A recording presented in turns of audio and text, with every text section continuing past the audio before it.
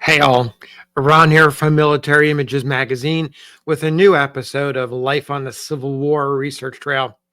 Today, I want to talk about this portrait of a young woman who posed for this photograph during the Civil War. It's an original image in the carte de visite format, a paper photograph about the size of a modern trading card, and this one is from the collection of Terry Orr. The back of this carte de visite is interesting to take a look at as well.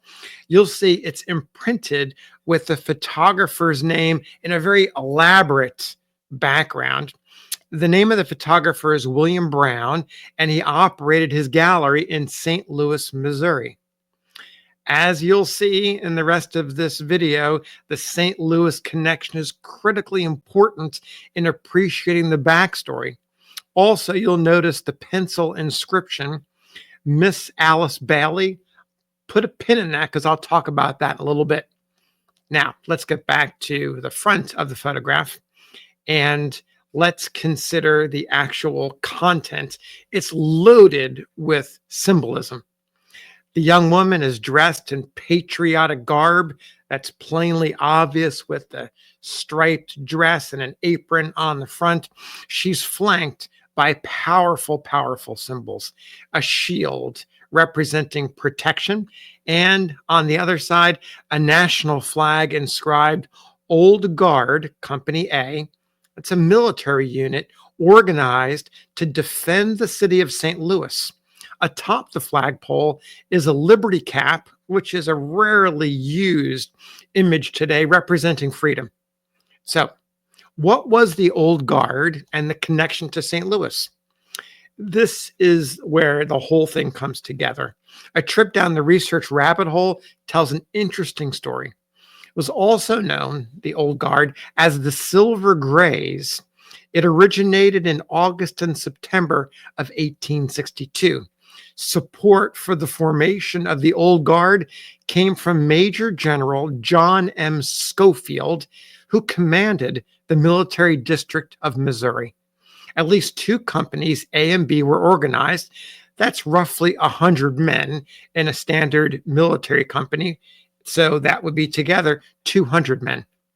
The reason for the Old Guard is explained in a news report in the Daily Missouri Republican newspaper. It's dated August 14th, 1862, and it's written by an individual signed an old citizen. Here's what old citizen has to tell us. The story begins, Old Guards or Silver Grays. An organization is being formed consisting of older citizens of St. Louis on military principles for the purpose of protecting the lives and property of the citizens from secretly organized bands, mob violence, or emeutes of evil or destructive tendency in the city. The extraordinary circumstances of our country, especially in the cities and towns of the border states, admonish of concealed dangers. Evil men rejoice in the opportunities opened thus to their rapacity and secretly arrange bands to waste and destroy. Such men and such associations are believed to be amongst us now and may be stirred by other feelings than those of a political nature. Lo here and lo there may soon be the cry.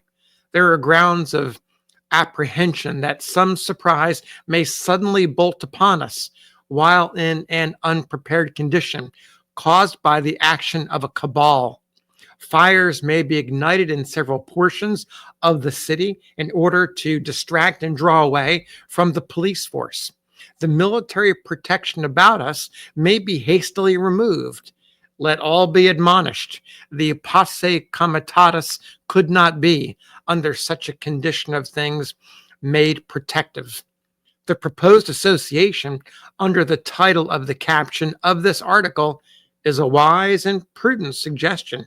Their plans being systematized, they could, in 30 minutes, be gathered in their companies and speedily brought to bear in defense of life and property. Let every old citizen capable of manly action unhesitatingly unites with the old guards without regard to distinction or party, thus protecting his own family and interests as well as those of his fellow citizens. Come on, an old citizen. Now, I don't know about you, but the reference to hastily forming in matter of minutes brings to mind the Minutemen of the colonial times going into the American Revolution. The next reference I found occurs more than 2.5 years later in March 1865, probably because it was a period of relatively calm in St. Louis. Citizens in St. Louis organized a massive parade to celebrate recent military successes as Sherman's army marched through the Carolinas, the fall of Wilmington, North Carolina, and the second inauguration of President Abraham Lincoln. All of this occurring in January, February, and March of 1865.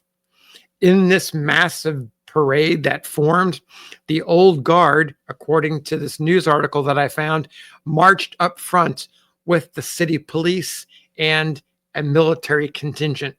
According to this report, quote, "This was the post of honor, and the gray hairs of the company entitled them to it," end quote. So that's the lone reference that I found after its formation in 1862. The old guard was disbanded just a few months later in July of 1865. So let's continue looking at this photograph. Why is this woman posed in the way she is?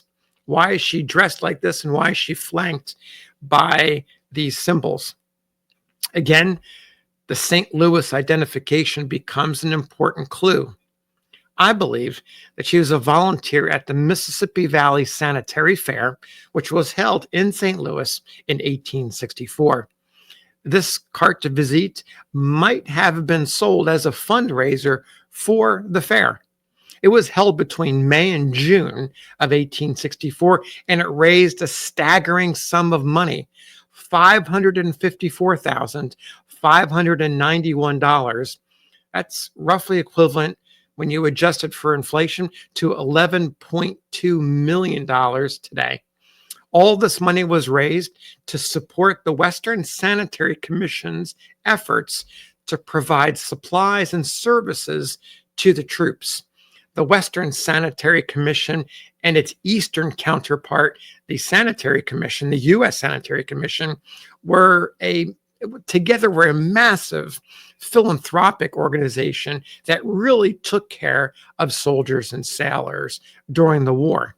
This particular event in St. Louis was one of the highest grossing events of its kind, and there were many large fairs across the country, in New York, in Boston, in Chicago, and elsewhere. The leader, the president of the committee that formed the St. Louis Fair, was none other than Major General William S. Rosecrans. He served as the leader of the fair's executive committee. So Rosecrans put the fair into context in a circular that was published as the fair was being organized.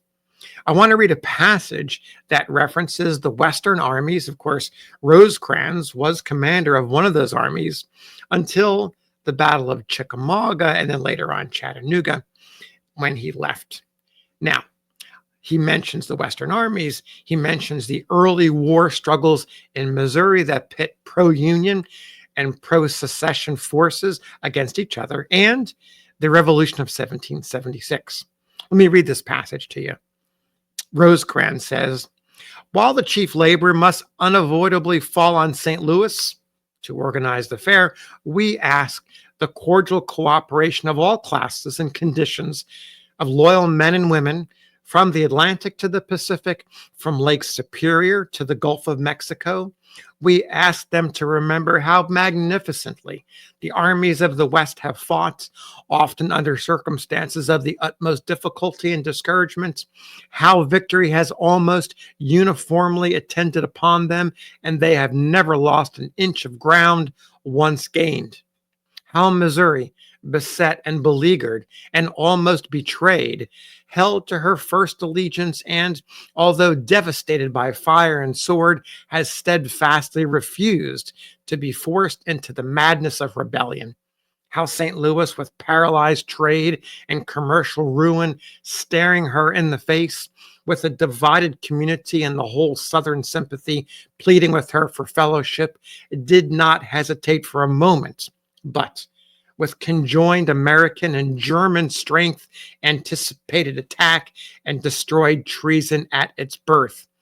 How the tide of victory, beginning at Springfield and Boston mountains, has steadily moved eastward and southward until the glorious flag floats not only of Missouri and Kentucky, but in Arkansas and Texas and Louisiana and Mississippi and Tennessee, and the armies of the West and East have met each other in common work at Port Hudson and Vicksburg and Missionary Ridge, and can now no longer be distinguished by their sectional names. What would have been the effect upon our national cause if St. Louis and Missouri had been recreant, or if, in the Mississippi Valley, defeat instead of victory had been found? What a great passage from Rosecrans. Note the mention of German, heavy German representation in the Union armies, particularly coming from the Midwest and the upper Midwest. Now, last but not least, who is this person? I mentioned earlier that her name, or a name engraved in or inscribed in pencil on the back, is Alice Bailey. The short answer is I don't know. The name may be the individual in the photograph. It may be her, or it may have been the person who received the photograph. So a little bit tricky there. I did a little bit of research to find out, were there any Baileys associated with the fair? I found a few. One of them is Major Charles C. Bailey. Another is his wife. Then another person is named Nita Bailey. I looked into the genealogical record and could not find a connection. But there is a Miss Bailey, only named Miss Bailey, who contributed a hair wreath to the fair, and it raised $379.